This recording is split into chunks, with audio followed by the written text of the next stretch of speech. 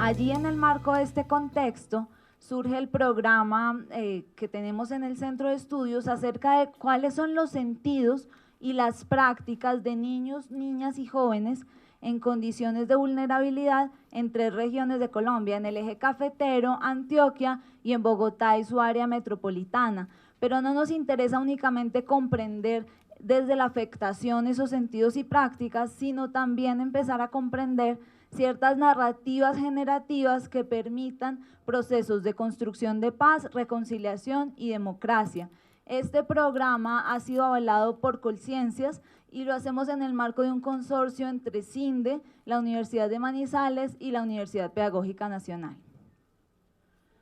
La metodología del programa es la de la propuesta de la hermenéutica comprensiva. ¿Qué implica esto? Por un lado, comprender cómo son esos sentidos y esas prácticas, qué sucede allí para esos niños desde las mismas voces de ellos y ellas, pero también desde las voces de sus actores relacionales, como lo son las familias, los agentes educativos, las comunidades. Entonces, ¿qué sucede allí? ¿Cuáles son los sentidos y las prácticas en torno a la paz, la reconciliación y la democracia?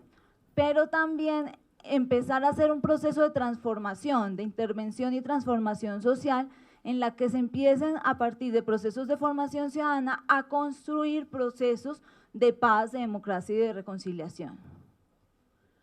En este programa tenemos 3 componentes fundamentales. Uno de ellos es el componente de investigación. En ese componente tenemos 7 investigaciones. Una de ellas es la que voy a compartir hoy con ustedes, la que comentaba Viviana, en la que yo estoy participando. Allí en ese componente también tenemos ciertas tesis de maestría y doctorado que están asociadas al programa.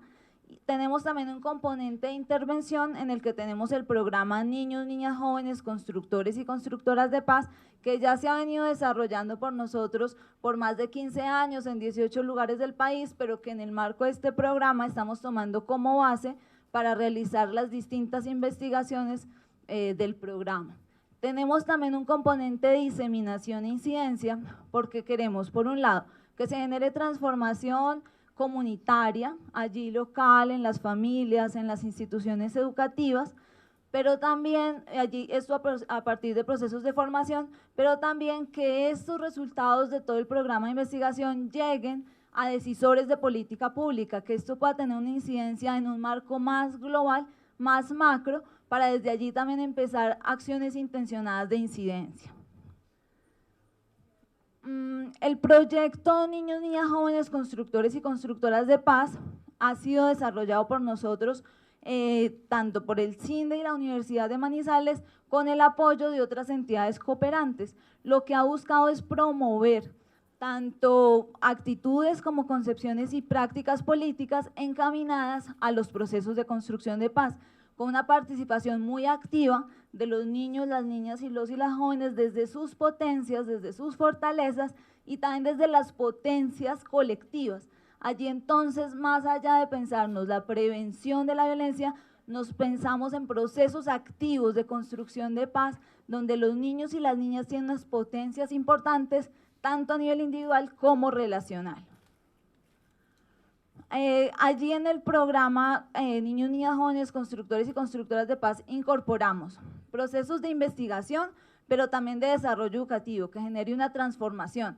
No nos interesa únicamente construir conocimiento y volvernos allí desde la academia más conocedores del tema, sino generar una real transformación en la comunidad.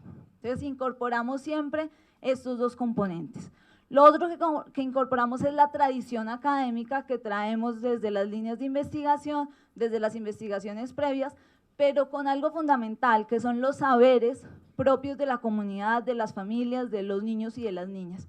Más allá de empezar nosotros a teorizar allí en las nubes, nos interesa muchísimo esas voces, y esas voces desde las maneras en las que ellos y ellas realmente pueden comunicarse, no desde la voz de la academia, sino de la propia voz de ellos y ellas. Y nos interesa también este diálogo activo entre niños, niñas, jóvenes, pero también con personas adultas, porque comprendemos los niños, las niñas y las jóvenes en relación con otros. no nos interesa únicamente allí el individuo, sino las relaciones, los procesos de socialización en los que ese niño y esa niña se construye a sí mismo. Siguiente, por favor. Como les mencionaba, partimos en el proyecto de las potencias y vemos que para la construcción de paz, para desarrollar ese potencial humano de construcción de paz, son fundamentales 5 potenciales que están tanto en los niños, las niñas, los y las jóvenes, como en sus actores relacionales, pero que deben ser desarrollados en el marco de este programa. Uno de ellos es el potencial afectivo, en el que yo soy capaz de quererme a mí mismo, pero también soy capaz de valorar a los otros y las otras, y no solo a los otros y las otras más cercanos, como por ejemplo mi familia o mis pares en la institución educativa, sino también soy capaz de valorar y de querer a las personas más lejanas, y allí entonces me puede interesar un niño que no conozco, pero que vive en mi ciudad, pero me puede interesar también el planeta, me puede interesar también ese cuidado. El otro potencial es el potencial ético, en el que yo puedo tomar decisiones justas que no se basan únicamente en mi interés personal, sino en el que yo soy capaz de descentrarme y pensar en intereses más colectivos. Otro potencial es el potencial creativo, en el que de manera colectiva podemos participar en procesos de transformación del conflicto, de manera en que no vamos a pretender que no haya diferencia, porque siempre hay diferencia y hay ese conflicto, pero cómo ese conflicto puede desenvolverse de vías no violentas. Un cuarto potencial es el potencial comunicativo, en el que desde las diferencias podemos participar de conversaciones que generen transformaciones sociales. Estas conversaciones incluyen la aceptación del otro y la otra como legítimo en su diferencia. Y el potencial político, en el que desde la participación y la ciudadanía, yo incluso desde los primeros años, y allí entonces estamos pensando en niños y niñas incluso en la primera infancia, puedo construir con otros y con otras. Allí es fundamental esa relación intergeneracional, procesos de transformación social. Siguiente, por favor, gracias. En el marco del programa que les he venido presentando aparece un proyecto de investigación del que hago parte, estamos un grupo grande de investigación trabajando en este tema, que es sobre cómo se da la construcción social de la subjetividad y la identidad de niños y niñas en contexto de conflicto armado en el área metropolitana de Bogotá y Bogotá, en Antioquia y en el eje cafetero, desde donde precisamente desde esas narrativas generativas que permitan comprender procesos de construcción de paz, democracia y reconciliación.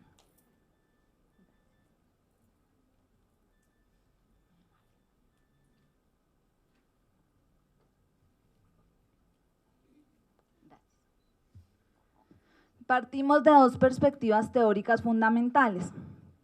Una es la visión sistémica, que incluye la perspectiva ecológica, que ya en un momentico vamos a entrar allí, y compleja para comprender a los niños, niñas y jóvenes en contexto de conflicto armado.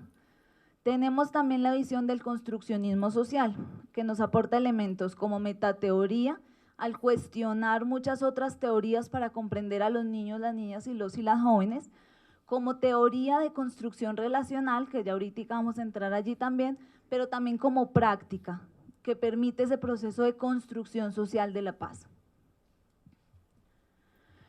Allí desde la mirada ecológica, sistémica y compleja, comprendemos, pero también trabajamos con los niños de manera relacional. Comprendemos que los niños, las niñas y los y las jóvenes están siempre en relación con otros y con otras, con otros pares, pero también con personas de las familias, con agentes comunitarios, con agentes educativos y cada vez con círculos más amplios. Aquí vemos en la parte inicial donde están los niños, las niñas y los y las jóvenes, y luego los círculos más amplios donde aparecen otro tipo de relaciones, otras relaciones más distantes en las que por ejemplo no están de manera directa los niños y las niñas, como lo es el empleo, la pobreza, que digamos no los toca directamente, pero que también hace parte de su constitución como sujetos. Tenemos en el contexto más amplio el contexto del conflicto armado, también la política pública, las prácticas culturales, las creencias culturales, y tenemos allí también el medio ambiente. Sería fundamental desde esta perspectiva poder generar incidencias a nivel más macro, porque va de manera más directa hacia el desarrollo del potencial humano, iría de manera más directa hacia ese desarrollo del potencial de construcción de paz, pero no siempre eso es posible. Ojalá pudiéramos llegar a generar esas transformaciones en la política pública, esas transformaciones a nivel de la cultura, pero esto no siempre es posible y en este sentido desde la investigación y desde nuestro programa planteamos la necesidad de sí generar incidencia en esos marcos y por eso llegamos con los resultados de nuestra investigación a decisores de política pública, pero también empezar desde procesos mucho más relacionales y cotidianos, empezar a mirar, bueno, qué sucede en las relaciones, en las conversaciones de las que participan estos niños y niñas, qué sucede con las familias, qué sucede con los agentes educativos, qué sucede con los agentes comunitarios que están en relación allí más directa. Siguiente, por favor, gracias. Gracias. En este sentido, consideramos que si uno realiza una comprensión desde uno solo de los actores, ya sea desde los niños, niñas y jóvenes, o desde las familias, o desde la institución educativa, o desde la comunidad, sería dejar de lado muchos otros elementos y sistemas que están allí presentes y que están también participando de esa constitución del sujeto. Pero también sabemos que si participamos de transformaciones en uno de esos sistemas, vamos a generar también transformaciones en los demás sistemas. Están como de manera de engranaje. Si nosotros trabajamos con los niños y las niñas, esto va a tener ciertas repercusiones en las familias. Si nosotros trabajamos con las familias, esto también repercute en la institución educativa. Todo orientado hacia un desarrollo integral de los niños, las niñas y las jóvenes desde una perspectiva que incluye lo biológico, lo psicológico, pero también lo social. Desde el construccionismo social, tenemos algunas ideas allí orientadoras. Una de ellas es que ya no tenemos en cuenta el niño y las niñas de sus directrices internas, desde verlo es que él es víctima, es que él es violento, es que él tiene esta emoción particular, sin desconocer que sea un individuo, sino desde los procesos coordinados de construcción de sentido. ¿Qué es esto? Desde las conversaciones en las que participa, desde las relaciones en las que participa, donde sí, el niño llega con su individualidad, pero es que esa individualidad se ha construido ya en un contexto social específico y se ha construido ya a partir de otras relaciones previas que ha tenido y de otras conversaciones de las que ha participado. En este sentido, la violencia es vista de manera relacional. El maltrato, todo el tipo de violencia es visto de manera relacional. Esto no quiere decir que se desresponsabilice a quien ejecuta una acción violenta frente al otro. Es decir, allí los niños, niñas y jóvenes tienen un rol de agencia, ellos mismos pueden generar incidencia y transformación, pero eso no quiere decir que los adultos que estamos en relación con ellos y ellas no tengamos una responsabilidad fuerte y fundamental en ese proceso de transformación. Vemos también que en el contexto del conflicto armado se destruyen relaciones fundamentales para los niños, las niñas y las jóvenes. ¿Qué quiere decir esto?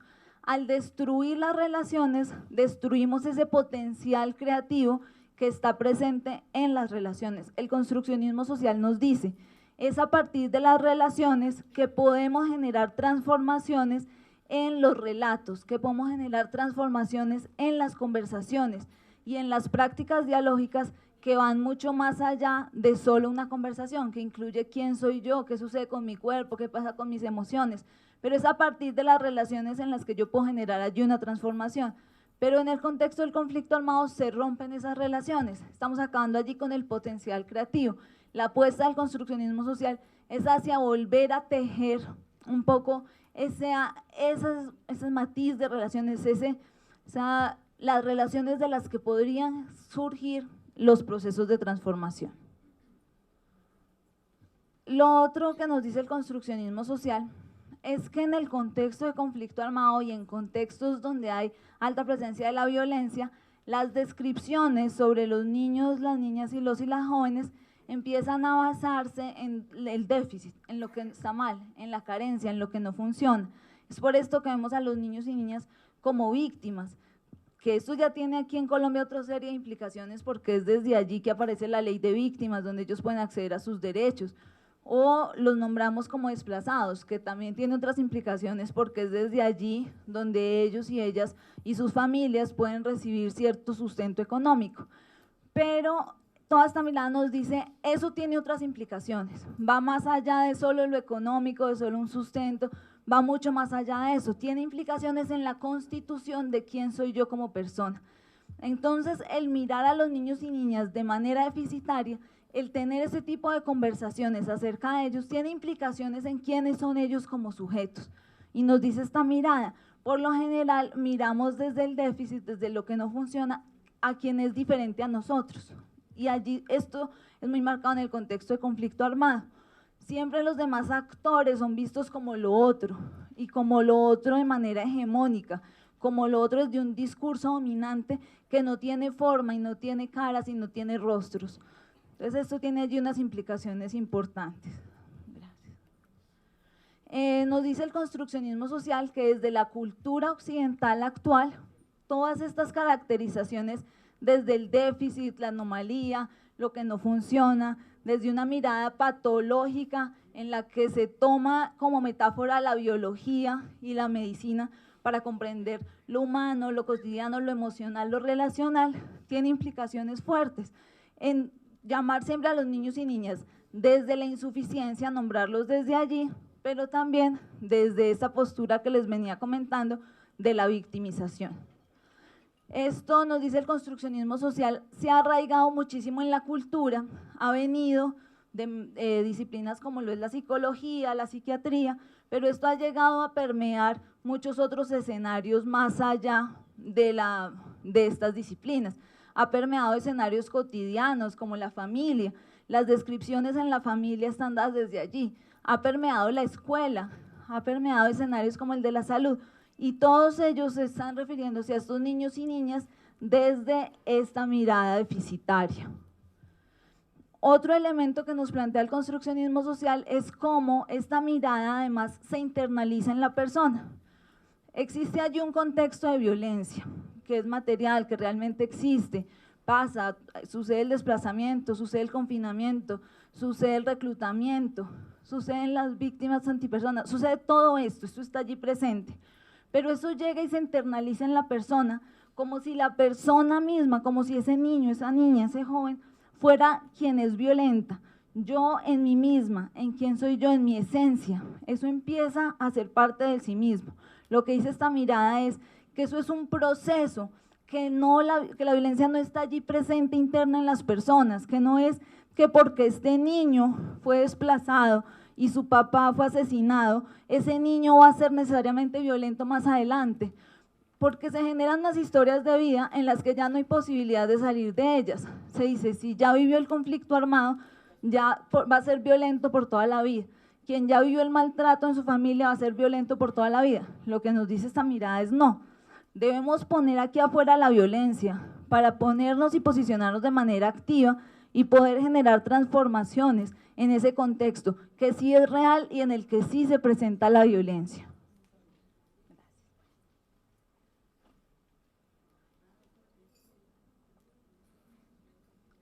El construccionismo social también propone una relevancia en la narrativa. Nos dice, la narrativa, la manera en la que nos narramos, constituye quiénes somos como sujetos. Y en este sentido, la narrativa es una manera de estudiar la identidad y la subjetividad de los niños, las niñas y los y las jóvenes.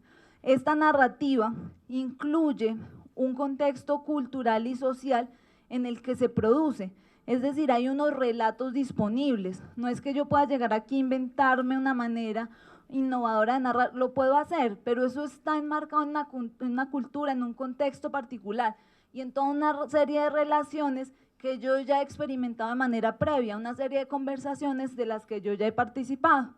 En esta narrativa yo incluyo partes de la experiencia. Si yo les cuento a ustedes qué hice esta mañana, yo les cuento algunas de las cosas que hice, yo no narro absolutamente todo.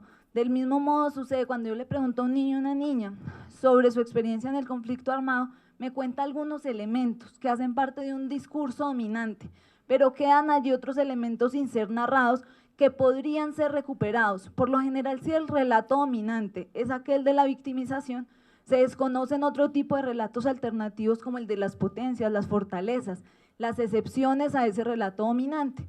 Y allí entonces se constituye un relato hegemónico también de la vida de los niños y las niñas que desconoce otros elementos de su experiencia.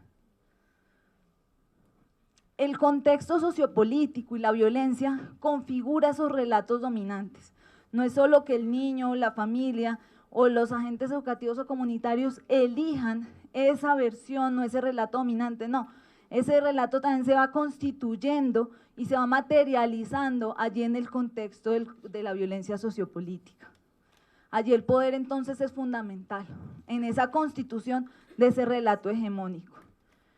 Esto responde a un momento histórico particular, pero entonces los niños y las niñas, al ser narrados de una manera, por ejemplo desde la victimización, están narrados de una sola manera, pero podrían ser narrados de muchas otras, quedan allí multitudes presentes en ellos y en ellas que pueden ser rescatadas desde un proceso de intervención psicosocial. Siguiente, por favor. Entonces tenemos una responsabilidad grande como profesionales de recuperar esas potencias, esas fortalezas que no han sido narradas, eso que está allí presente como parte de la experiencia de los niños, las niñas, los y las jóvenes y sus familias y otros actores relacionales, pero que ha quedado en lo no nombrado, en lo no dicho. Cuando hablamos de ese relato dominante, no hemos nombrado este tipo de cosas, entonces es fundamental para nosotros como profesionales hacerlo, ponerle voz a eso que está allí presente. No es cerrar los ojos y decir es que no existe la violencia, es que nada de esto ha pasado, olvidémonos, no. Necesitamos sí tener allí esa memoria histórica de lo sucedido para no repetirlo, pero podemos darle significados alternativos y sobre todo significados de futuro alternativos. Sí, sucedió esto, ¿cómo resignifico eso de manera que no determine el resto de mi vida? De manera que yo pueda relacionarme con otros y otras de otras maneras alternativas. Entonces, una de estas vías es la identificación de recursos desde una perspectiva apreciativa. La otra es una postura también del afecto, un poco desde ese potencial afectivo que les mencionaba hace un rato, de cuidado de sí mismo y de los y las otras. Y es fundamental entonces procesos intencionados en los que yo logre yo mismo como profesional relacionarme con los niños, las niñas, sus familias, desde lo apreciativo, desde el afecto, pero donde yo también logre promover ese tipo de conversaciones y de relaciones al interior de la familia, al interior del contexto educativo, al interior del contexto comunitario. ¿Qué implica ese relacionarse de manera amorosa? Maturana nos diría que relacionarse de manera amorosa es esa aceptación del otro como legítimo en su diferencia. ¿Y qué es significativo esto para procesos de construcción de paz?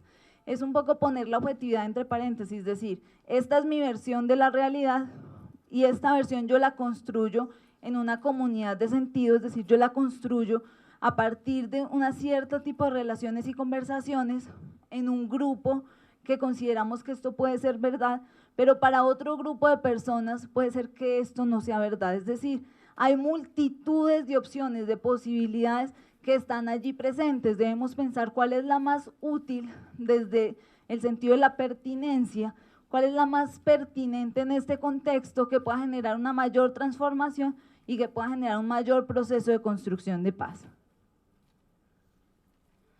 En la investigación primero hicimos toda una revisión de investigaciones previas, allí revisamos 15 investigaciones que se desarrollaron en los últimos 10 años sobre niños, niñas, jóvenes en contexto de conflicto armado, no desde la perspectiva de construcción de paz, porque encontramos muy poco en eso, pero nosotros sí teníamos ese lente de lectura. También hicimos una serie de talleres creativos con niños jóvenes, niñas jóvenes de la comunidad Benposta de Bogotá, y allí en los talleres creativos ellos y ellas no solo eran participantes de la investigación, sino también investigadores, tenían un rol muy activo, un poco desde lo que decíamos de esa interacción de saberes. ellos mismos y ellas mismas aportaban a ese proceso de comprender sus sentidos y sus prácticas. Era una visión nuestra, pero también luego de decirles nosotros esta es la manera en la que lo leemos, ahora ustedes cómo ven eso, cómo se leen desde esta propuesta que les hacemos. También se hicieron algunas entrevistas semiestructuradas en los casos en los que no fue suficiente la información desde los talleres, e hicimos un análisis categorial de narrativas. Partíamos de unas categorías previas, que eran estas del conflicto armado, construcción social de subjetividades y construcción de paz, y fueron emergiendo unas nuevas categorías.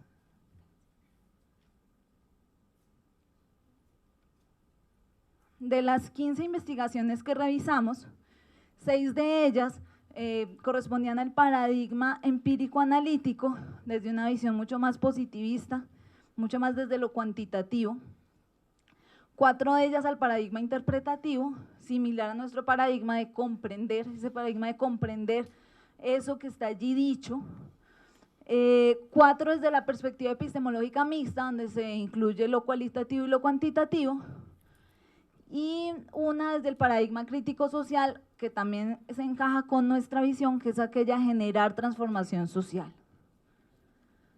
Encontramos en estas investigaciones, pero también en el trabajo de campo desarrollado por nosotros, lo organizamos nosotros respecto a áreas de derecho, que eran una de nuestras categorías, encontramos allí afectación de los derechos de supervivencia.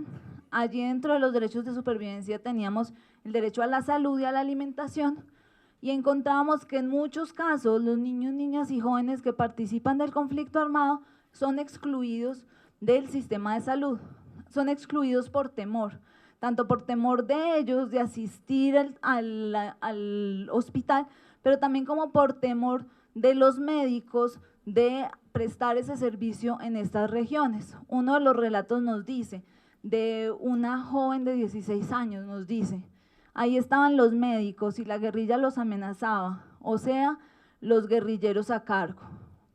Del mismo modo, la producción de los alimentos está afectada por las tierras que tienen escasez de agua, pero del mismo modo por la siembra de coca que genera allí elementos fundamentales en estas tierras.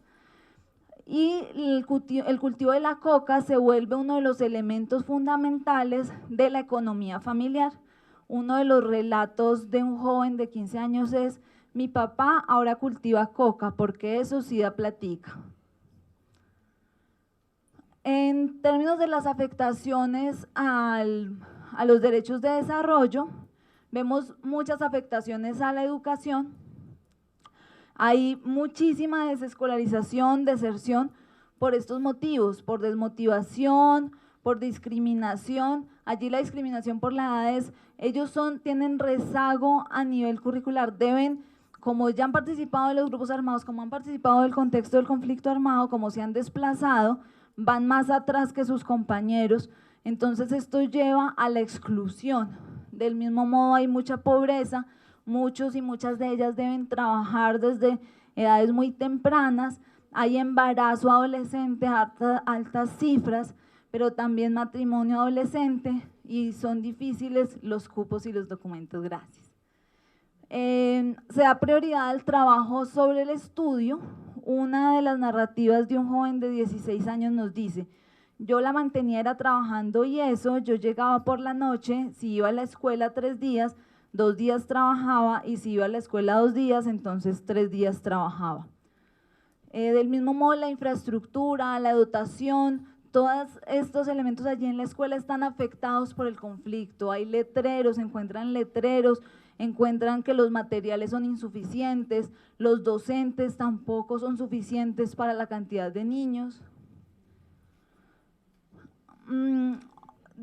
Pasemos esta, gracias. Del mismo modo se afecta dentro de los derechos de desarrollo el juego y el esparcimiento. Y allí esto es un elemento fundamental desde los primeros años, allí también contemplamos a la primera infancia. Vemos que como deben trabajar desde muy pequeños, las oportunidades de juego se ven truncadas. Una narrativa de un joven de 16 años nos dice: ya yo no podía recochar con mi mamá, ya no podía recochar con mi hermana. Del mismo modo, se ven afectados por las estructuras de violencia, ya donde hay allí presente violencia no hay juego, por la necesidad de trabajo y porque este juego ya no es validado por las familias. Usted tiene que ponerse a trabajar, usted tiene que ayudarnos a salir adelante. Siguiente, por favor. Del mismo modo hay afectaciones a los derechos de protección. Entre las afectaciones se encuentran fuertes índices de violencia de todo tipo, de violencia intrafamiliar, de maltrato, ofensas verbales, psicológicas, abuso sexual, falta de libertad, pero también el reclutamiento forzado se constituye una de las peores formas de trabajo infantil y una de las peores afectaciones a este derecho de protección. Los niños, niñas y jóvenes desde edades tempranas tienen un alto riesgo de ser reclutados, pero también de ser víctimas de campos minados, de desplazamiento y también de ser contratados como mensajeros o informantes de algunos de los grupos armados. El derecho a la vida se ve altamente afectado, a la vida, a la libertad, no solo desde el reclutamiento, sino también desde el temor y la inseguridad por la pérdida de la propia vida y por la pérdida de la vida de los familiares o de las personas cercanas. Del mismo modo, bueno, aquí tenemos unos relatos, hay también afectaciones físicas fuertes, tanto a la misma persona como a las demás personas, y esto queda allí marcado en los cuerpos, hay marcas fuertes de cicatrices, marcas fuertes también de indumentaria que va constituyendo esa subjetividad de los niños y niñas. Desde el reclutamiento y desde el desplazamiento también hay una fuerte afectación a los derechos de protección. Allí entonces se afecta la libertad, la integridad física, emocional, pero también hay asesinatos, desapariciones. Allí la violencia fuerte afecta muchísimo esa protección de los niños, niñas, jóvenes y de sus familias. Los derechos de participación también se ven afectados por el conflicto y allí fundamentalmente para las niñas, adolescentes y las jóvenes, por su propia protección. Ellas mismas deben andar en muchos casos acompañadas de hombres y es difícil participar entonces de estos modos. En el contexto rural se ve afectada la participación también de los niños hombres en actividades, digamos, de tipo comunitario. Siguiente, por favor. Frente a la constitución de subjetividades, en este contexto de conflicto armado, encontramos que los niños, niñas y jóvenes son leídos desde la victimización, desde ser víctimas y victimarios. Esto impacta tanto como ellos se narran, como son narrados por otros y por otras, ya voy a cerrar.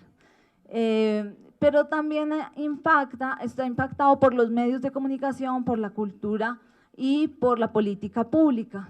Allí ellos tienen un fuerte interés de pertenecer a los grupos armados, esa pertenencia les da legitimidad, les da pertenencia a un grupo, hay un sentido de identidad, pero también tiene una carga simbólica, la indumentaria que ellos utilizan va marcando sus corporalidades. Bueno, también replican actitudes de quienes tienen un mayor rango en los casos en los que son reclutados y cuando no son reclutados también, como conocen los grupos armados, ya voy a cerrar, gracias. Bueno, siguiente. Pasemos a la siguiente, por favor. Sin embargo, encontramos también que hay orientación a las potencias y fortalezas. Estos son algunos de los estudios que nosotros revisamos y aunque no lo nombran como potencias, fortalezas o orientación a las potencias, sí mencionan que hay ciertas capacidades para construir la paz, que hay resiliencia, que es posible allí la diversidad y la pluralidad y que son fundamentales las redes de protección. Nosotros encontramos allí como una potencia fundamental el valor otorgado a la institución a la que pertenecen, aunque vivieron el contexto del conflicto armado, ahora pueden estar en una comunidad distinta donde es posible generar transformaciones. La naturaleza es otro elemento allí fundamental que ven como potencia y allí la visión de futuro es también muy relevante. Es posible también reconstruir las subjetividades al empezar a decir nos interesa que los otros identifiquen en nosotros esas potencias. Ese fue otro elemento que encontramos. Encontramos capacidad de recuperación, optimismo, ganas de aprender nuevas cosas. Siguiente. Encontramos también los escenarios de paz como espacios fundamentales para la participación y el diálogo. Vimos también que a partir de participar de escenarios colectivos es posible descubrir nuevos significados y generar transformaciones en sus subjetividades, y desde las oportunidades del encuentro y construcción con otros es posible empezar a pensar en esas narrativas generativas de paz, reconciliación y democracia. El reconocimiento del otro como legítimo en su diferencia fue otro elemento fundamental que emergió allí, y las capacidades de los niños, niñas y jóvenes desde sus primeros años de asumirse como unos sujetos políticos con un rol activo en ese proceso de transformación. Bueno, sigamos la siguiente. Y quiero cerrar con esta caricatura de Tonucci que nos dice: si es cierto que todos desean la paz, podría proponérseles que acabaran de inmediato con las guerras que hay ahora mismo. Seguro dirían que es una propuesta infantil. Muchas gracias.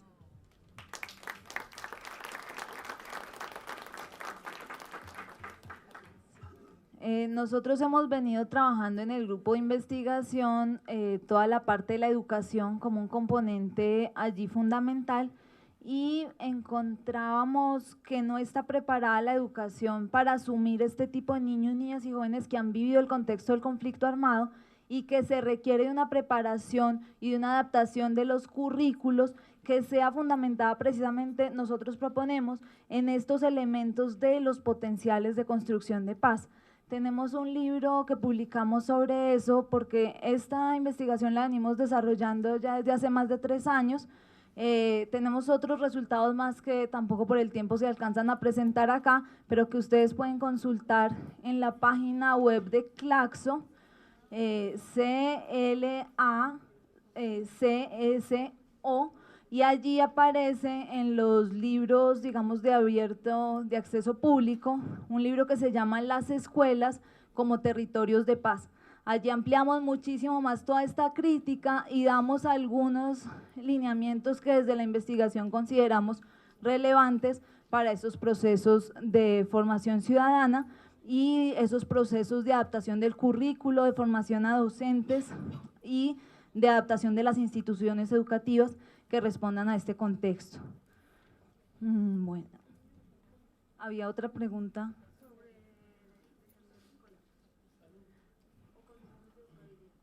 Okay.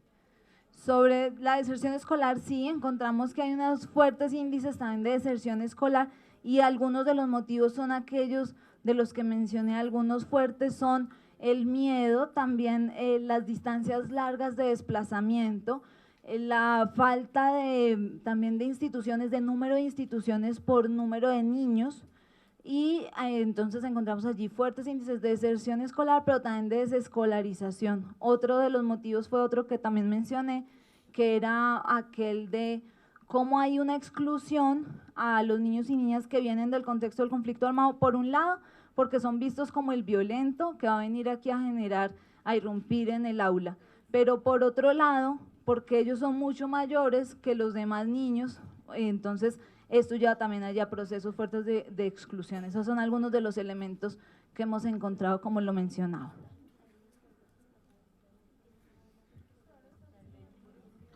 Buenos días a todos y todas. Más que una pregunta, es como una petición al proyecto ISET con el Ministerio de Protección y de Salud. Es que las víctimas, todas las víctimas de Colombia casi están pasando por la misma situación. Y es importantísimo el proyecto, el trabajo que se está haciendo de parte del gobierno. Pero es más importante incluir a los jóvenes, aquellos jóvenes que cuando en el 97, 98 salieron de sus regiones, o salimos de la región o del pueblo, de la tierrita que teníamos, aquellos que perdieron el papá, la esposa, la mujer, el hijo. Esos jóvenes hoy, con todo el sacrificio de esa familia, han podido llegar a una carrera técnica, a una carrera profesional, a un bachillerato, y que en realidad esos jóvenes saben lo que duele ser víctima. ¿Por qué no se incluyen a esos jóvenes cuando en un proyecto como esto se necesita un trabajador social, se necesita un psicólogo si lo hay, o cualquier otro funcionario para que esa familia cambie? Porque es que cuando hay un empleo en una familia cambia la manera de vivir enseguida. Pero nosotros nos podemos capacitar mucho, pero si no tenemos una oportunidad para trabajar, es muy difícil todo lo que aprendemos para seguir adelante. Muchas gracias. Muchísimas gracias por tan pertinente comentario. Padre. Muchas gracias. Buenos días. Yo quiero también, en este sentido, hacer un comentario en torno a los que nos toca vivir en cada uno de los lugares también donde se da la implementación de este proyecto y al mismo tiempo de los trabajos que a diario pues nos toca realizar, y es ver el tema de la inclusión social. En cuanto a la inclusión social, se presentan también, digamos, por la misma realidad del proyecto o de su manera de implementación, muchas limitaciones. Con la doctora Viviana, cuando tuvo la oportunidad de visitarnos en Bojayá, donde estoy trabajando ahorita, comentábamos esto, y es ver que en este momento, ahorita 11 años después que sucedió la masacre allá en Bojayá, el año pasado que celebramos los 10 años, que hubo tanta publicidad en torno a esto, esperamos que se pudiera realizar, digamos, como que la ejecución de los proyectos que estaban, de toda la realidad que se venía trabajando, y esta es la fecha que nada, ya 11 años este año y continuamos en lo mismo. Entonces, tocando este punto de la inclusión social, presentamos la propuesta de los niños precisamente y de los jóvenes y de todas las personas adultas que en ese momento participaron de ese hecho, y entonces cómo, digamos, incluir todas estas personas en este proceso. ¿Por qué? Porque la victimización se ha convertido, digamos, en un boom que a todo el mundo, por cualquier hecho en este momento en el país, ya resulta ser víctima de cualquier situación. Pero entonces, a ver, ¿cómo hacemos para que no se siga victimizando? ¿Cómo hacemos para que estas realidades simplemente no se queden en este hecho de victimización, sino que vayan más allá? Hoy hay muchos jóvenes y muchos niños, precisamente, que con este tema de inclusión social creo que nos podría servir muchísimo hacerlo, incluirlos en las iniciativas que también se presentan como limitadas, pero que se puede hacer un esfuerzo de más inclusión, y al mismo tiempo creo que es más conveniente en este momento hacer un proceso de inclusión social que más adelante hacer un doloroso proceso de reinserción. ¿Por qué? Porque en este momento tenemos mucho reclutamiento en la zona, tanto en las comunidades negras como en las comunidades indígenas. Y entonces estamos sí en este trabajo, pero bueno, entonces a futuro, pongamos en 2, 3 años, miren, los muchachos hoy, ¿qué está pasando? Los están contentando con esto. Vamos a darles 800,000 pesos para que ustedes nos informen aquí en esta comunidad tal cosa, lo que pasa, quién viene esto. A los 3 meses ya están con su arma en el monte, ¿sí? Entonces, ¿cuál es el proceso de inclusión que tenemos que hacer con estos jóvenes, con niños también y con las personas adultas que están allí en su formación y que no lo están haciendo, para no tener que hacer, vuelvo y repito, un doloroso proceso de reinserción? El proyecto IC y los del ministerio. Sé que ustedes trabajan y nosotros también hemos trabajado como líder, pero mire, de acuerdo a lo que se vive en el país, que el país hoy rueda sobre la política, miren que esta mañana yo escuchaba donde decía el noticiero que los gerentes de las diferentes IPS iban a ser nombrados por alcaldía y gobernadores. Como está el problema de la salud, nosotros como campesinos en todos los diferentes departamentos, y se habla esa palabra que nosotros hoy estamos aquí reunidos en un congreso y escuchamos una palabra de esa. ¿Sí puede creer uno que está trabajando, tiene la esperanza que las cosas pueden mejorar? Yo creo que no por lo que se escucha, porque hoy, mire la situación la situación, como decía, de la salud, que nosotros hoy paramos todo el día. Hay comunidades que no tienen acceso al médico, por lo menos en Bellavista, cabecera municipal, en Bojayá, hace como un mes estábamos sin médico. ¿Y cuánta problemática íbamos a la cabecera municipal de Vigía del Fuerte y no nos atendían porque son cantidades de personas que tiene que atender un médico y no alcanza a abastecer? Entonces, hoy que lo pasen a la política, yo creo que estamos muertos, compañeros. Estamos muertos porque hoy rueda toda la política y mañana metemos un gerente y un gerente va a ser nombrado por gobernador y alcalde, donde van a hacer todo a su manera. Muchísimas gracias. Vamos a dar 2 intervenciones más para darle paso a la doctora Beatriz, que nuestra siguiente ponencia. Entonces, vienes por favor, y Álvaro.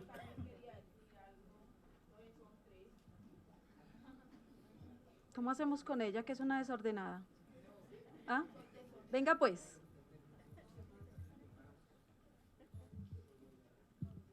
Buenos días. Yo creo que la Pastoral Social Diocesana y Nacional valora mucho el esfuerzo que se hace por la construcción de la política pública de atención a víctimas. Creemos que hay avances, creemos que el proyecto de inclusión social es una de esos esfuerzos nacionales que se hace para llegar a la población y a esas poblaciones que están en zonas donde nadie llega.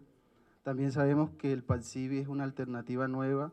Afortunadamente nosotros en la diócesis de Sincelejo también vamos, además del proyecto ICEP, vamos a poder ser operadores del PADCIVI. Pero hace rato tenemos como una reflexión que nos gustaría que quedara, y si hay alguien que nos pudiera responder, tanto del Ministerio o de CINDE y la Universidad de Manizales, y es que digamos que las diócesis y las pastorales implementan programas de apoyo psicosocial y productivo. Esos programas vienen pensados en su gran mayoría para población adulta. Digamos que las metas, los indicadores están pensados en número de mujeres, número de organizaciones, número de hombres, pero casi nunca en los indicadores y en las metas están cuántos jóvenes y cuántos niños son atendidos. Hace más o menos 8 años, a partir de un programa que teníamos con FUPAD y CHF, descubrimos que las mamás llevaban a sus niños a las jornadas de atención psicosocial y además llevaban a sus niños en todo el tema de proyecto productivo para construir el proyecto productivo, pero los niños quedaban siendo un estorbo, entre comillas.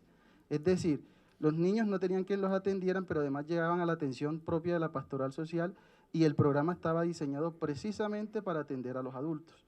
Nosotros empezamos a decir qué hay que hacer con estos niños y empezamos a hacer como toda una estrategia para tener un grupo focal de niños que al menos pudiera ser atendido por un voluntario o un profesional, debido a que el programa no tenía para tener un profesional directamente pagado y un profesional especializado para atender a niños. Luego con UNICEF tuvimos la posibilidad de plantear esta iniciativa y nos fue aprobado un proyecto de atención psicosocial con énfasis en niños. Hoy día, digamos, con todos los programas que hay, nos preocupa que a pesar de que hay, digamos, todo un componente diferencial, en la práctica, cuando se va a la atención, nunca se refleja la atención a los adolescentes y a los niños. Digamos, tenemos un interés con el PADCIVI, y lo decíamos la semana pasada en reunión de equipo y con los profesionales que han sido contratados, de decir qué vamos a hacer con los niños y los jóvenes si los listados que nos envían todos relacionan población adulta. Entonces la pregunta es, ¿cómo hacer para que además de la política pública en la práctica hayan también listados y atención e indicadores para atender a niños y adolescentes que también vivieron y viven en la dinámica de las comunidades y necesitan el acompañamiento. Claro, Yomaira, te toca. Álvaro, muchísimas gracias por tus preguntas. Bueno, en ese contexto queremos contar que desde el Ministerio y especialmente desde la gestión que hace la Oficina de Promoción Social, desde hace muchos años nosotros trabajamos el enfoque diferencial y tenemos varias apuestas que han hecho esa tarea en el país. Una de ellas es el programa Mis Derechos Primero. El programa Mis Derechos Primero es un programa que se crea, se diseña en el país conjuntamente con las comunidades, con los niños, niñas y adolescentes, a través de un proceso muy juicioso articulado con ICBF. En ese contexto es importante recordar que quien lidera y diseña y emite los lineamientos de política pública para la atención de los niños, niñas y adolescentes es ICBF. En ese contexto, nosotros hemos, en el sector salud, atendido a los niños, niñas y adolescentes, pues en todos los programas que nosotros tenemos desde la prevención, la promoción y también pues todo el contexto resolutivo. Y adicionalmente a eso tenemos también una alianza estratégica con la Pastoral Social de la Infancia, que también es un proyecto que tenemos en el país, implementándose en este momento en 12 entidades territoriales. Contamos con el acompañamiento de Pastoral Social en estos municipios y departamentos donde hemos diseñado unas estrategias muy interesantes desde una perspectiva familiar también y de verificación de derechos y de atención con Pastoral Social de la primera infancia. Para el PAPCIBI, como todos y todas sabemos, es una nueva apuesta que tiene el Ministerio de Salud para lograr la atención integral con enfoque psicosocial y la atención psicosocial como tal, donde vamos a contar con unos equipos, la mayoría de ustedes pues han conocido esta propuesta. Las bases de datos iniciales que hemos enviado no incorporan indicadores ni información de niños por dos razones. La primera, la gestión de la información. Estamos a la espera precisamente de que ICBF y la unidad, en el trabajo conjunto que venimos haciendo, nos entreguen esas bases de datos donde están los PARI, los planes de atención y reparación integral de niños, niñas y adolescentes. En el ejercicio que hemos venido haciendo con la unidad y con el ICBF, Álvaro, creemos que la siguiente semana, la semana que viene, contaremos precisamente con esas bases de datos y de acuerdo a lo que hemos venido concertando con ICBF, empezaremos a decirles a nuestros equipos PAPCIBI, que pues obviamente están incorporados en la propuesta del Ministerio, cómo vamos a desarrollar, por ejemplo, el componente de atención psicosocial que ustedes nos están ayudando a operativizar, caso Sucre, por ejemplo, para niños, niñas y adolescentes, incorporando precisamente las afectaciones, los daños que estos chiquitos y estos adolescentes han sufrido por los impactos del conflicto armado. Y en este proceso, todos ustedes, nuestros operadores PAPCIBI y nuestras comunidades de la mano con ICBF son fundamentales. Nosotros hemos trabajado de la mano con ICBF, quien ha sido un ejemplo en el país y es el que precisamente nos ha enseñado cómo es que tenemos que surtir procesos de atención psicosocial, cómo tenemos que hacer procesos de participación con niños, niñas y adolescentes. Y en el PAPCIBI lo vamos a hacer, lo queremos hacer y lo queremos hacer de la mano con ustedes, porque el Ministerio en esa apuesta y en el principio de la realidad es que como Ministerio nunca lo hemos hecho, ¿cierto? Entonces la apuesta precisamente en el marco de la reparación como Ministerio, de la mano, reitero, del ICBF, es esa.